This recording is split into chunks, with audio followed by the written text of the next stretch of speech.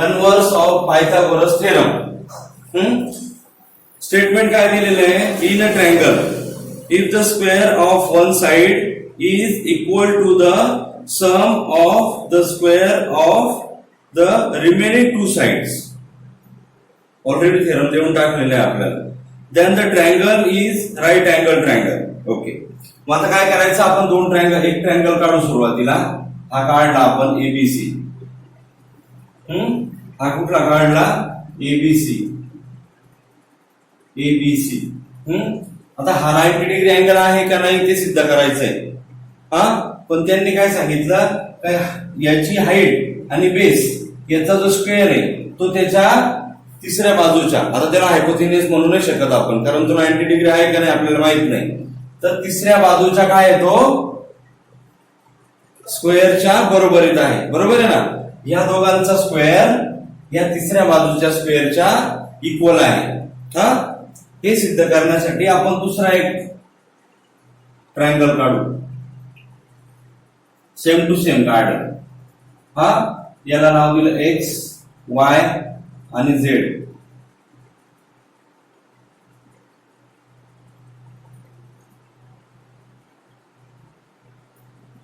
ठीक आहे. आता हा 90 डिग्री अँगल काढला आपण. हा कन्स्ट्रक्शन आहे आपला. हा काय आहे, कन्स्ट्रक्शन आहे. एक बिल्डिंग उभी होती, त्याच्या शेजारी आपण सेम बिल्डिंग उभी केली. क्लिअर आहे ना, समजलं का. ही कशी आहे, 90 डिग्री अँगल आहे, आपण काढलेली आहे. मग बघा आता गिवन काय काय दिलेलं आहे आपल्याला. In triangle ABC AC square is equal to AB square plus BC square. Clear आहे का. In triangle ABC AC square is equal to AB square plus BC square. आणि हा ट्रायंगल ABC ट्रायंगल 90 डिग्री अँगलचा आहे, हे आपल्याला proof करायचंय. To proof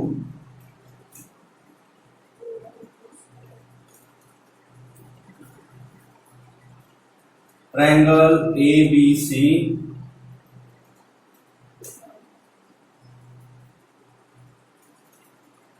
is right angle triangle. ABC triangle हा राईट अँगल ट्रायंगल, हे काय करायचं आपल्याला, प्रूव्ह करायचंय. त्याच्यासाठी आपण काय केलं, एक ट्रायंगल काढला.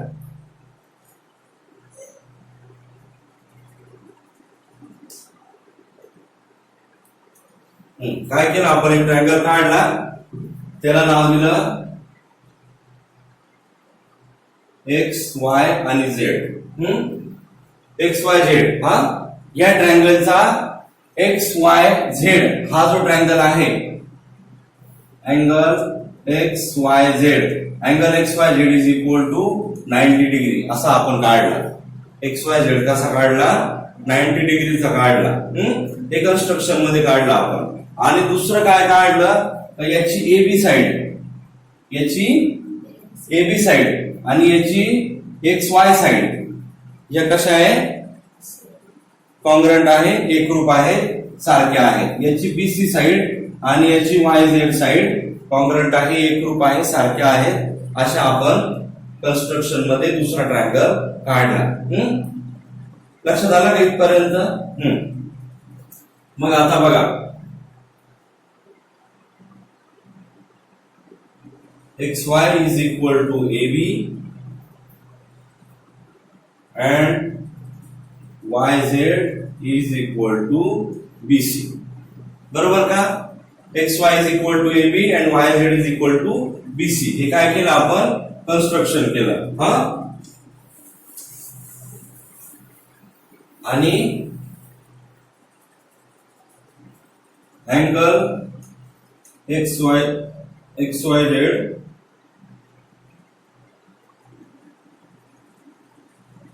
हा 90 डिग्रीचा लिहिलाच आहे आपण. अँगल XYZ 90 डिग्रीचा आहे. हा कशामुळे झाला 90 डिग्रीचा, कन्स्ट्रक्शन मुळे झाला. कशामुळे झाला, कन्स्ट्रक्शन मुळे झाला. Therefore bye the Pythagoras theorem.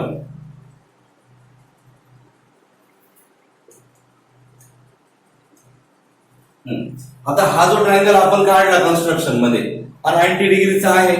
90 डिग्रीचा आहे हे आपल्याला माहिती आहे, त्याच्यामुळे त्याला पायथागोरस थेरम लागू होणार आहे. क्लिअर आहे ना इथपर्यंत? हा, मग बाय द पायथागोरस थेरम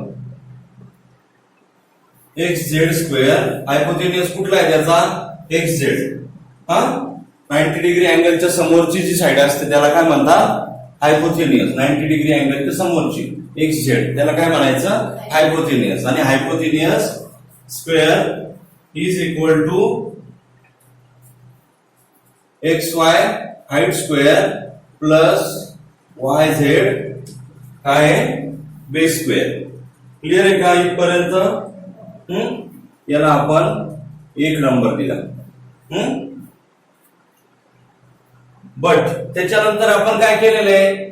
ह्या दोन साइड ज्या आहे एक्स वाय आणि एबी आणि Y Z is equal to BC हे कन्स्ट्रक्शन मध्ये घेतलेलं आहे. हा, कन्स्ट्रक्शन मध्ये ते घेतलेलं आहे ना, ते नाही घेतलेलं. मग but X Y is equal to AB and Y Z is equal to BC. हे कशातून आलंय? कन्स्ट्रक्शन मधून आलं. कशातून आलं? कन्स्ट्रक्शन मधून आलं. क्लिअर आहे का इथपर्यंत? हा, मग आता बघा काय झालं. Therefore X Z square is equal to AB square plus BC square. काय केलं मी? ह्या दोन बाजू ज्या आहेत ह्या कुठल्या आहे? एक्स वाय आणि वाय झेड. एक्स वाय आणि वाय झेडच्या स्क्वेअरच्या बेरजे इतका त्याचा काय हायपोथेनियस आहे. हा, बरोबर आहे ना? कन्स्ट्रक्शन केलेल्या ट्रायंगलच्या बेस आणि हाईटच्या ऍडिशन स्क्वेअरच्या ऍडिशनच्या इतका काय आहे त्याचा हायपोथेनियसचा स्क्वेअर आहे कन्स्ट्रक्शन केलेल्या ट्रायंगलचा. हे तर माहिती आहे ना? आणि ट्रायंगल कन्स्ट्रक्ट कसा केला आपण? काय एबी आणि बीसी ह्या बाजू एक्स वाय आणि वाय झेडच्या कशा आहे? इक्वल मध्ये आहेत. म्हणून आपण काय लिहिलं? X Z square is equal to AB square plus BC square. Clear आहे का इथपर्यंत? समजलं का?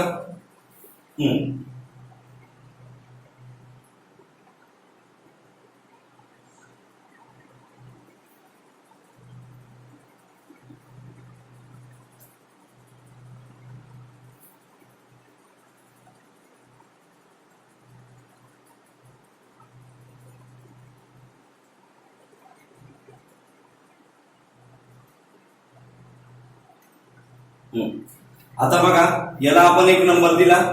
याला पायथागोरस थेरम, याला होतो ना पायथागोरस थेरम लागू. हा, कन्स्ट्रक्ट केलेल्या ट्रायंगलला पायथागोरस, तो आपण इथं लिहिला. याला आपण 1 नंबर दिला.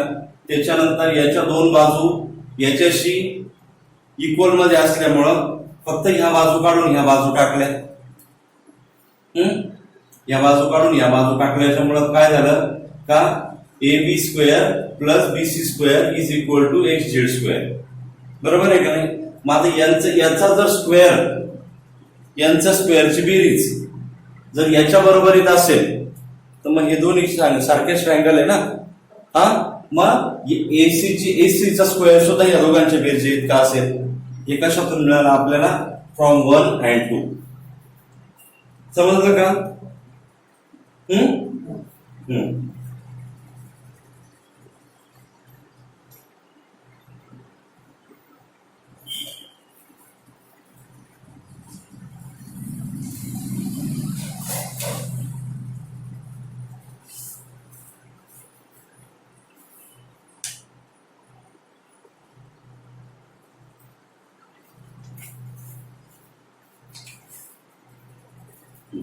आता हे जे आहे ना, AC square is equal to AB square plus BC square, हे काय गिवन आहे. आणि 1 and 2 पासून सुद्धा आपल्याला हेच समजतं. मग काय झालं? X Z square is equal to AC square, हे झालं ना सिद्ध. हे कशामुळे झालं? आपण जे लिहिलं ना इथं, हे कन्स्ट्रक्शन केलं, कन्स्ट्रक्शन मधून आपण इथपर्यंत आलो आणि मग याचा आपल्याला गिवन आहे ना इथं AC square is equal to AB square plus BC square, म्हणजे AZ बाजू आणि AC बाजू यांचा स्क्वेअर एकमेकाच्या कसा असणार आहे, इक्वल मध्ये असणार, बरोबर आहे ना. आता पुढे बघा, म्हणजेच काय मिळालं आपल्याला, XZ is equal to AC, XZ is equal to AC. याचा काय केला आपण, स्क्वेअर रूट घेतलं. इथं लिहू का टेकिंग स्क्वेअर रूट,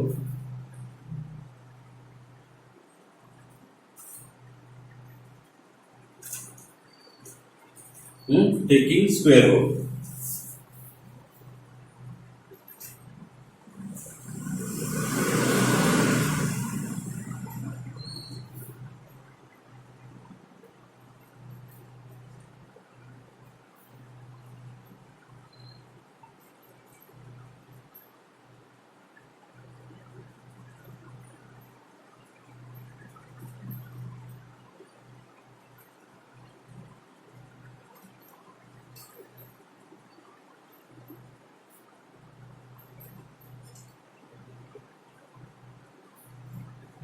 आता इकडे लक्ष द्या, आपण कन्स्ट्रक्शन करताना काय लिहिलं होतं, AB स्क्वेअर आपलं सॉरी AB आणि XY या कशा आहे, इक्वल आहे हा, आणि BC आणि YZ या कशा आहे, इक्वल आहे. काय का मिळाले आपल्याला इक्वल, कारण आपण तसं कन्स्ट्रक्शन केलं होतं, बरोबर आहे ना. तसं कन्स्ट्रक्शन केलं होतं त्याच्यामुळं आपल्याला segment AB congruent segment XY आणि segment BC congruent segment YZ हे कशातून मिळालं, कन्स्ट्रक्शन मधून मिळालं. कशातून मिळालं, कन्स्ट्रक्शन मधून मिळालं, बरोबर आहे ना. हा, याला आपण नंबर दिला 3.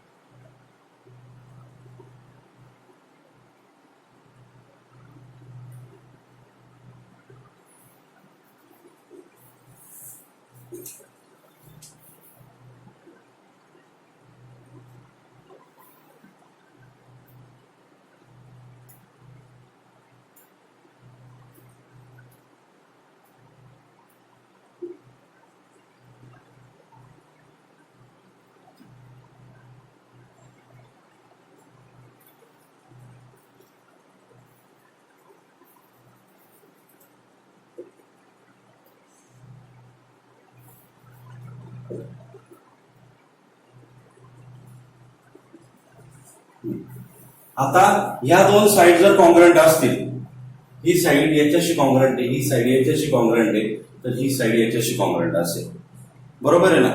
म्हणजेच आपण कन्स्ट्रक्शन मधून काय काढलं, 3 नंबरवरून, तर ह्या दोन साइड जर कॉन्ग्रंट आहे तर मग पुढची side AC congruent segment XZ ही कशी असेल, कॉन्ग्रंट असेल, हे आपल्याला 3 वरून समजतं. क्लिअर आहे का इथपर्यंत. त्याच्यानंतर बघा,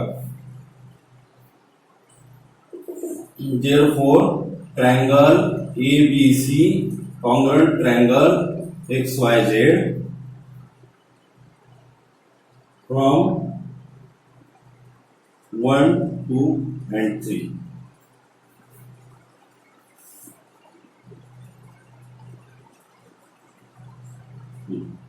हे बघा 1, 2, 3 मधून आपल्याला काय समजलं का तिन्ही बाजू त्याच्या कशा आहे, कॉन्ग्रंट आहे.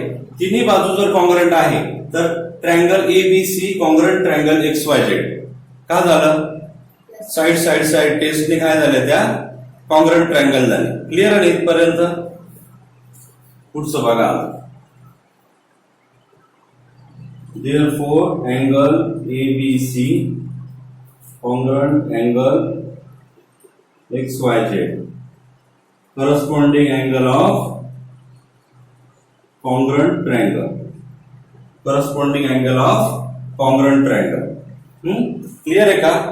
याचा B अँगल आणि याचा Y अँगल हे कसे असणार आहे, कॉन्ग्रंट असणार आहे. का असणार आहे, तर साइड साइड साइड टेस्टनी हे दोन्ही ट्रायंगल कसे झालेले, कॉन्ग्रंट झालेले आहे. मग जर अँगल ट्रायंगल कॉन्ग्रंट असतील तर त्याचे अँगल सुद्धा कसे असतील, कॉन्ग्रंट असतील. मग याचा XYZ आणि याचा ABC हे अँगल कसे आहे, कॉन्ग्रंट आहे, बरोबर आहे ना. का कॉन्ग्रंट आहे, corresponding angle of congruent triangle, corresponding angle of congruent triangle. Clear आहे इथपर्यंत?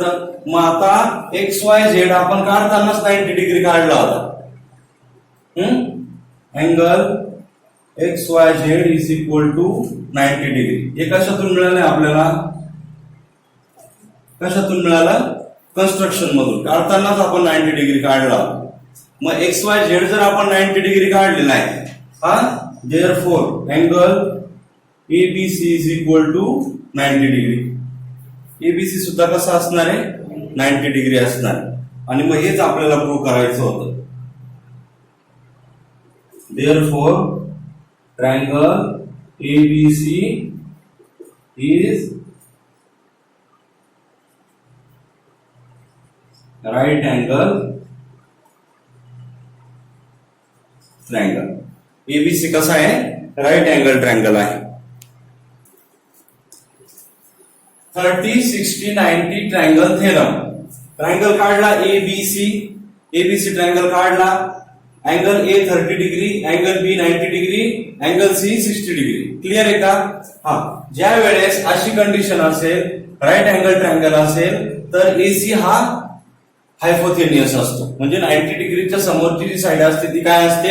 हायपोथेनियस असते. क्लिअर आहे का इथपर्यंत?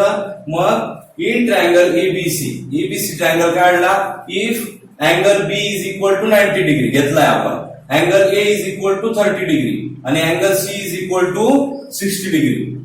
हा, अशी ज्यावेळेस कंडिशन असेल तर अँगल ए च्या समोरची जी बाजू असते, अँगल ए का बरं घेतला? म्हणजे 30 डिग्रीच्या समोरची.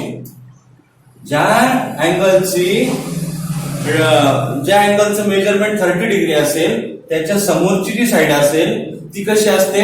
हायपोथेनियसच्या अर्धी असते. हा, हाफ ऑफ द हायपोथेनियस. मग आपलं सूत्र काय होणार? BC is equal to 1/2 AC. BC is equal to 1/2 AC. म्हणजे एसी म्हणजे हायपोथेनियस जर 10 असेल तर बीसी किती असेल? मग BC is equal to 1/2 hypotenuse किती घेतला आपण? 10 घेतला. 2 1 जा 2, 2 5 जा 10. मग बीसी इज इक्वल टू 5 किती असेल? हायपोथेनियसच्या निम्मे असेल. मग हायपोथेनियस आपण 10 घेतला होता तर बीसी किती आला? 5 आला. क्लिअर आहे का इथपर्यंत? हे बघा, आता बीसी मिळाली आपल्याला. हा, बीसी मिळालेली आहे. एसी एबी जर काढायची असेल तर एबी काढायची असेल तर ती बीसी जी मिळालेली आहे, बीसी कशी आहे? हायपोथेनियसच्या अर्धी. म्हणजेच काय? एबी असेल ना ती सुद्धा हायपोथेनियसच्या अर्धी असेल, पण त्याला √3 ने मल्टिप्लाय करायचं आहे. √3 ने काय करायचं? मल्टिप्लाय करायचं. म्हणजेच काय? बीसी ला √3 ने मल्टिप्लाय केलं तर एसी येते. एसी म्हणजे काय? हाईट. मग ही हाईट जर काढायची असेल, एसी जर काढायची असेल तर बीसी दिलेली असेल तर त्याला √3 ने मल्टिप्लाय करायचं आणि एसी जर दिलेली असेल तर त्याच्या अर्धी करून √3 ने मल्टिप्लाय करायचं. एसी म्हणजे काय? हायपोथेनियस. म्हणजेच इथं काय होतं का? 60 डिग्रीच्या समोरची जी साइड असेल, 60 डिग्री अँगलच्या समोरची साइड कुठली आहे? एबी. 60 डिग्री अँगलच्या समोरची साइड एबी ती कशी असते? हायपोथेनियसच्या अर्धी असते आणि त्याला √3 ने मल्टिप्लाय केलेलं असतं. म्हणजेच आपला फॉर्म्युला कसा होईल? आता ही एबी साइड कोणाच्या समोर आहे? 60 डिग्री अँगलच्या समोर एबी साइड आहे. म्हणून आपण इथे एबी साइड घेतली. AB side is equal to √3/2 into AC. हा, म्हणजेच काय? AB is equal to √3/2 multiply AC. आता एसी आपण 10 घेतली. हा, एसी किती घेतली? 10 घेतली. मग आपल्याला AB is equal to √3/2 multiply 10. एसीच्या जागी एसी ची व्हॅल्यू घेतली 10. 10. हा, 2 1 जा 2, 2 5 जा 10. बरोबर का? हा, मग therefore AB is equal to 5√3. आलं का? AB is equal to 5√3. म्हणजेच काय? हायपोथेनियसच्या निम्मे घेतले आणि त्याला √3 ने मल्टिप्लाय केलं. फॉर्म्युल्यामध्ये बसलं का व्यवस्थित? लिहून हे बघा, 45, 45, 90 triangle theorem, 45 degree 45 degree 90 triangle theorem. या थेरम मध्ये कसं आहे, पी क्यू आर हा 90 डिग्री अँगलचा ट्रायंगल काढलेला आहे आपण. त्याचे अँगल पी आणि अँगल आर 45 डिग्रीचे घेतलेले. ज्या वेळेस दोन बाजू सारख्या असतील, पी क्यू आणि क्यू आर ह्या इक्वल असतील, त्यावेळेस त्यांचे समोरासमोरचे ट्रायंगल म्हणजे क्यू आर च्या समोरचा ट्रायंगल आणि पी क्यू समोरचा ट्रायंगल हे कसे असणार आहे, इक्वल असणार आहे. हे नेहमी लक्षात ठेवा. जर साईड अशा दिलेल्या असतील इक्वल, कॉन्ग्रंट दिलेल्या असतील, तर त्यांचे समोरासमोरील अँगल कसे असतात, अपोजिट अँगल कॉन्ग्रंट असतात. हा, किंवा मग 45 डिग्रीचे अँगल दिलेले असतील, अँगल जर हे कॉन्ग्रंट असतील तर त्यांच्या समोरासमोरील साईड कशा असतात, कॉन्ग्रंट असतात. काही दिलं तरी हे लक्षात ठेवायचं. आता बघा, हा 45 90 डिग्री थेरम जो आहे याच्यामध्ये पी क्यू आर हा ट्रायंगल आपण काढलेला आहे. पी क्यू आर ट्रायंगल काढलेला आहे. याच्यामध्ये क्यू आर हा आहे हायपोथेनियस. क्यू आर काय आहे, हायपोथेनियस. क्यू आर काय आहे, हायपोथेनियस. काय आहे तो 90 डिग्री अँगलच्या समोरची साईड. 90 डिग्री अँगलच्या समोरची साईड कशी असते, हायपोथेनियस असते. क्लिअर आहे ना. हा, आता या थेरम मध्ये याच्यामध्ये आपल्याला काय शिकायचंय, का आपल्याला पी क्यू आणि क्यू आर या साईड जर काढायच्या असतील तर P Q is equal to Q R is equal to 1/√2 multiply P R. P R काय लिहिलं मी, P Q is equal to Q R हे दिलेलंच आहे ना आपल्याला. P Q is equal to Q R म्हणजेच काय आहे, कॉन्ग्रंट ट्रायंगल असतील तर त्याच्या अपोजिट साईड कशा असतात, कॉन्ग्रंट असतात. आणि कॉन्ग्रंट साईड असतील तर अपोजिट साईड कशा, अपोजिट अँगल कशा असतात, कॉन्ग्रंट असतात. मग P Q is equal to Q R, P Q is equal to Q R म्हणजे काय, दोघांची काय असणार आहे, लेंथ सारखी असणार आहे. इज इक्वल टू हायपोथेनियस काय आहे, पी आर. हायपोथेनियस काय आहे, पी आर. म्हणजेच हायपोथेनियसला √2 ने डिवाइड केलं तर ह्या दोन्हींची साईड येणार आहे. हायपोथेनियसला √2 ने डिवाइड केलं तर उरलेल्या दोघांची काय येणार आहे, लेंथ येणार आहे. क्लिअर आहे का इथपर्यंत. आता आपण एक उदाहरण घेऊ. हा हायपोथेनियस आहे ना, याची जर लेंथ असेल 32, हायपोथेनियसची लेंथ किती आहे, 32. आता बघा तुम्ही, P Q is equal to Q R is equal to 1/√2 हे आपलं सूत्र आहे. हायपोथेनियसच्या जागी आपण पी आर च्या जागी काय येणार, मल्टिप्लाय 32. मल्टिप्लाय 32. क्लिअर आहे का इथपर्यंत. हा, आता हे 32 जे आपण लिहिलेले, P Q is equal to Q R is equal to 1/√2 multiply 32 लिहिलेले ना आपण. हा, हे 32 आपण असे पण लिहू शकतो ना, 16 मल्टिप्लाय 2 लिहू शकतो ना असे, काही शंका नाही ना याच्यामध्ये. हा, 16 मल्टिप्लाय 2 लिहिले. 16 हा काय आहे, स्क्वेअर आहे कुठल्या तरी नंबरचा. कुठल्या नंबरचा स्क्वेअर आहे, 4 चा स्क्वेअर आहे. मग आपण असं लिहू शकतो, therefore pq is equal to qr is equal to 1/2 multiply 4√2. याचा रूट लिहायचा राहिला 4√2.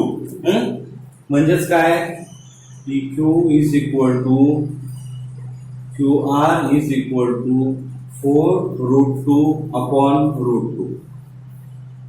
बरोबर लिहिलं का मी. हा, आता हे √2 कॅन्सल झाले. therefore pq is equal to qr is equal to 4. समजलं का.